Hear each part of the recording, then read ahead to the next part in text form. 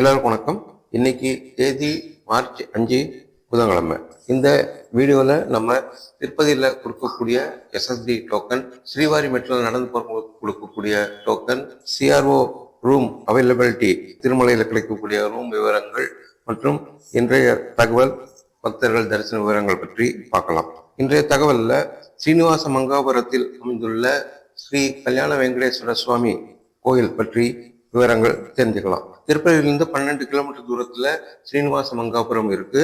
இங்க ஸ்ரீ கல்யாண வெங்கடேஸ்வர சுவாமி அவங்களுடைய ஆலயம் இருக்கு. இந்த கல்யாண வெங்கடேஸ்வரர் ஆலயத்தோட தல புராணம் படி வெங்கடேச பெருமாள், பத்மாவதி தாயார் இவர்கள் 2 பேருக்கும் திருமணம் நடந்த பிறகு அங்க இருந்த அகஸ்திய முனிவரை அவங்க சந்திச்சாங்க. அங்க அகஸ்திய முனிவரை சந்தித்த போது புதுமண தம்பதிகள் உடனே திருமலைக்கு செல்ல வேண்டாம் என்றும், திருப்பதியில் சில காலம் தங்கிவிட்டு பிறகு செல்லலாம் என்று அவர் அறிவுரை கூறினார். 6 மாதம் இருந்துவிட்டு பிறகு செல்லலாம் என்று அவர் ஆசீர்வாதம் வழங்கினார். அதை கேட்ட தம்பதியினர் இருவரும் சிறிது காலம் தங்கியிருந்தார்கள். அந்த இடம்தான் ஸ்ரீனிவாச மங்காபுரம் என்று சொல்லக்கூடியது. இந்த ஸ்ரீனிவாச மங்காபுரத்தில் அமைந்துள்ள ஸ்ரீ கல்யாண வெங்கடேஸ்வரர் சுவாமி ஆலயம் மிகவும் பிரசித்தி பெற்றது. இங்கு திருமலையில் உள்ளது போல அதே கோலத்தில் ஸ்ரீ கல்யாண வெங்கடேஸ்வர சுவாமிகள் எழுந்தருளியுள்ளார்.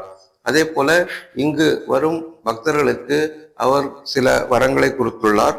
அதாவது புதுமண தம்பதியினர் மற்றும் முதியவர்கள் தன்னை திருமலையில் தரிசனம் செய்ய முடியவில்லை என்றால் இங்கே ஸ்ரீ கல்யாண வெங்கடேஸ்வர சுவாமியை தரிசனம் செய்தால் திருமலையில் தரிசனம் செய்வதற்கு உண்டான அதே பலன்கள் இங்கு கிடைக்கும் என்று அவர் தெரிவித்துள்ளார்.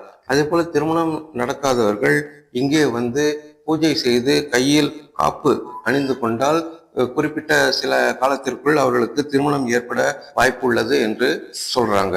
இங்கிருந்து ஸ்ரீனிவாச பெருமாள் திருமலை சென்ற பாதையைத்தான் தற்போது ஸ்ரீவாரி மெட்டு என்று சொல்லக்கூடிய நடைபாதையாக மக்கள் உபயோகிக்கிறாங்க. திருப்பதியில தினமும் 3 இடத்துல ஸ்லாட்டட் சர்வ தரிசன் அப்படின்னு சொல்லக்கூடிய எஸ்எஸ்டி டோக்கன் கொடுக்குறாங்க. இது ரயில்வே ஸ்டேஷன் பக்கத்தில் இருக்கக்கூடிய விஷ்ணு நிவாசம், பஸ் ஸ்டாண்ட் பக்கத்தில் இருக்கக்கூடிய ஸ்ரீனிவாசம் காம்ப்ளெக்ஸ், பூதேவி காம்ப்ளெக்ஸ், இது அலிப்பெரி நடைபாதை பக்கத்தில் இருக்கு. இந்த 3 இடத்துல கொடுக்குறாங்க. இங்க மறுநாள் இரவு வரைக்கும் உண்டான வெவ்வேறு டைம் ஸ்லாட்டுக்கு உண்டான டோக்கன் கொடுக்குறாங்க. இது முடிந்த பிறகு அதற்கு அடுத்த நாள் அதிகாலையில 3 மணி, 4 மணி, 5 மணி போன்ற 3 அல்லது 4 ஸ்லாட்டு பக்தர்களின் எண்ணிக்கையை பொறுத்து அடுத்த நாளைக்கு உண்டான டோக்கன் கொடுக்குறாங்க. தினமும் இரவு 9 மணிக்கு மேல இந்த டோக்கன் கொடுக்க ஆரம்பிக்கிறாங்க. அதுபடி நேற்று இரவு இன்னைக்கு தேதிக்கு உண்டான 14,000 டோக்கன் கொடுத்தாங்க. அது இன்னைக்கு மதியம் 1 மணிலிருந்து இரவு 10 மணிக்கு உண்டான தரிசனத்துக்கான ஸ்லாட்டுக்கு ஏற்ற மாதிரி கொடுத்துருந்தாங்க. அது நேற்று இரவு முழுதும் கொடுத்து முடிச்சிருந்தாங்க. அதற்கு பிறகு நாளை 6ஆம் தேதிக்கு உண்டான 3 மணிக்கு ஆன ஸ்லாட்டுக்கு 3311 டோக்கன் அவைலபிலிட்டி அப்படின்னு சொல்லியிருந்தாங்க. இது இன்று அதிகாலை 8:30 அவங்க கொடுத்த அப்டேட்டு. எப்படி இந்த 3300 டோக்கன் இன்று மதியம் வர்றவங்களுக்கு கிடைக்கிறதுக்கு வாய்ப்பு இருக்கு. அதற்கு பிறகு வர்றவங்க நைட் வரைக்கும் வெயிட் பண்ணி டோக்கன் வாங்கலாம், அல்லது நேரடியாக சர்வ தரிசனத்துக்கு போகலாம். நேரடியாக சர்வ தரிசனம் போறவங்களுக்கு 6 முதல் 8 மணி நேரம் ஆச்சு அப்படின்னு தகவல் டிடிடி அப்டேட் பண்ணியிருக்காங்க. அடுத்தது ஸ்ரீவாரி மெட்டு நடைபாதை மூலமாக நடந்து போறவங்களுக்கு கொடுக்கக்கூடிய டோக்கன் ஸ்ரீவாரி மெட்டு. இது திருப்பதியிலேருந்து 17 கிலோமீட்டர் தூரத்தில் இருக்கு. ஏற்கனவே நம்ம சொன்னது போல ஸ்ரீனிவாச மங்காபுரத்திலிருந்து பக்கத்தில் தான் நடைபாதை ஸ்டார்டிங் ஆரம்பிக்குது. இதோட மொத்த தொலைவு 2.1 கிலோமீட்டர் ஆகும். 2388 படிக்கட்டுகள் இருக்கு. இங்க தினமும் சரியாக அதிகாலை 6 மணிக்கு எஸ்எஸ்டி டோக்கன் கொடுக்குறாங்க. இது இன்னைக்கே உண்டான தரிசனத்துக்கான டோக்கன் கொடுக்குறாங்க. மதியம் 3 மணிலிருந்து இரவு 9 மணிக்கு உண்டான ஸ்லாட் படி இந்த டோக்கன் கொடுக்குறாங்க. இந்த படிக்கட்டை ஆரம்பிக்கிற இடத்துலயே ஒரு கவுண்டர்ல இந்த டோக்கன் உங்க ஆதார் நம்பர் கொடுத்து நீங்க வாங்கிட்டு நடைபாதையில நடந்து போகணும். 1240வது படியில ஒரு ஸ்கேன் சென்டர் இருக்கும். அந்த ஸ்கேன் சென்டர்ல உங்க டோக்கனை கண்டிப்பா ஸ்கேன் பண்ணிட்டு போகணும். அப்பதான் உங்களுக்கு தரிசனம் கொடுக்கறதுக்கு அனுமதி கொடுப்பாங்க. ஸோ இன்னைக்கு காலையில கொடுத்த தகவல் படி 1767 டோக்கன் இருந்தது. இது இன்று அதிகாலை 8:30 மணிக்கு கொடுத்த தகவல். இந்த 1700 டோக்கன் இருக்கிறதுனால கண்டிப்பாக இன்று மதியம் வரைக்கும் வரவங்களுக்கு வந்து டோக்கன் கண்டிப்பாக கிடைக்கும். அதே போல நடந்து போறதுக்கு இன்னொரு பாதை இருக்கு, அது அலிபிரி நடைபாதை. இதுல வந்து எஸ்எஸ்சி டோக்கன் வந்து கொடுக்கறது கிடையாது. ஆனா இங்கே வந்து தற்போது மீண்டும் சிறுத்தையோட நடமாட்டம் இருப்பதாக நேற்று டிடி நிர்வாகம் வந்து தகவல் கொடுத்திருக்காங்க. அதனால அலிபிரியில் நடந்து போறவங்க வந்து எச்சரிக்கையுடன் இருக்குமாறு அவங்க அப்டேட் கொடுத்துருக்காங்க. அடுத்ததாக நீங்க திருமலையில நேரடியா வந்து ரூம் புக் பண்றீங்க அப்படின்னா அதற்குண்டான வேக்கன்சி ஸ்டேட்டஸ் பத்தி இப்ப பார்க்கலாம். சென்ட்ரல் ரிசப்ஷன் ஆஃபீஸ் அப்படின்னு சொல்லக்கூடிய இந்த சிஆர்ஓ ஆஃபீஸ் திருமலையில பாலாஜி பஸ் ஸ்டாண்டுக்கு பக்கத்துல இருக்கு. இங்க தினமும் அதிகாலை 5 மணில இருந்து காலியாக இருக்கக்கூடிய ரூம் வந்து பக்தர்களுக்கு அலாட்மெண்ட் பண்றாங்க. இது எல்லா விதமான பக்தர்களுக்கும் பொருந்தும். நீங்க 300 ரூபாய் டிக்கெட்டு வாங்கியிருந்தாலும் சரி, எஸ்எஸ்சி டோக்கன் வாங்கியிருந்தாலும் சரி, சர்வதர்சனம் போற பக்தர்கள் யாராக இருந்தாலும் அதிகாலை 5 மணிக்கு இங்க ரூம் வேக்கண்ட் இருந்தா அலாட்மெண்ட் கொடுக்குறாங்க. தினமும் குறைந்தது 1000க்கு மேற்பட்ட ரூம்கள் வந்து அலாட்மெண்ட் கொடுக்குறாங்க.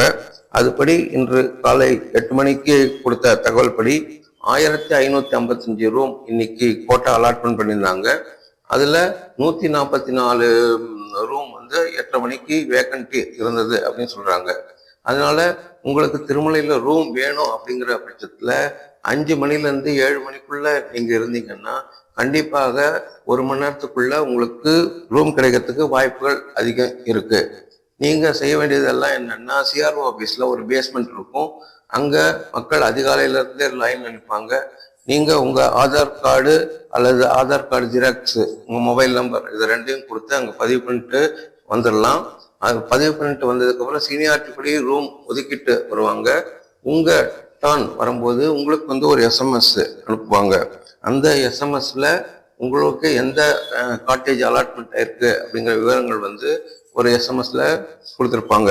அதுல அஞ்சனாதிரி காட்டேஜ் இருக்கும், சங்குமிட்டா காட்டேஜ் இருக்கும், ஜிஎன்சி அப்படின்னா கருடாதிரி நகர் காட்டேஜ், எஸ்எம்சி அப்படின்னா சங்குமிட்டா காட்டேஜ், இப்படிங்கிற விவரங்கள் கொடுத்துருப்பாங்க. அந்த குறிப்பிட்ட காட்டேஜுக்கு உண்டான என்கொயரி ஆஃபீஸில் போய் ஆன்லைனில் நீங்கள் பேமெண்ட் பண்ணி உங்கள் ரூமை வாங்கிக்கலாம். அதிகபட்சமாக இங்கே 50 ரூபா 100 ரூபாய்க்கு உண்டான ரூம்கள் தான் வந்து கொடுக்குறாங்க. இன்னொரு கேட்டகரி 1000 ரூபாய் 1518 ரூபாய்க்கு உண்டான ரூம்கள் வந்து கிடைப்பது மிகவும் அரிதாக தான் இருக்குது. கடைசியாக நேற்று தரிசனம் செய்த பக்தர்கள் விவரங்கள் பற்றி பார்க்கலாம். நேற்று 64,861 பக்தர்கள் சுவாமி தரிசனம் செஞ்சாங்க. 19,639 பேர் முடிகாணிக்கை செலுத்தியிருக்காங்க. நேற்று சுவாமியின் உண்டியல் 3.65 கோடி. டிக்கெட் இல்லாமல் சர்வ தரிசனம் செஞ்சவங்களுக்கு கிட்டத்தட்ட 8 மணி நேரம் ஆச்சு அப்படின்னு சொல்றாங்க. தற்போது மார்ச் மாதம் என்பதாலும் குழந்தைகளுக்கு தேர்வு சமயம் என்பதாலும் தற்போது கூட்டம் வந்து கம்மியாக இருக்கு. சர்வ தரிசனம் 8 மணி நேரம் அப்படின்னு சொல்லியிருந்தாலும் ஒரு சில பக்தர்கள் தங்களோட கமெண்ட்ல 4லேருந்து 5 மணி நேரத்துக்குள்ள தரிசனம் முடிஞ்சு போச்சு அப்படின்னு சொல்லியிருக்காங்க.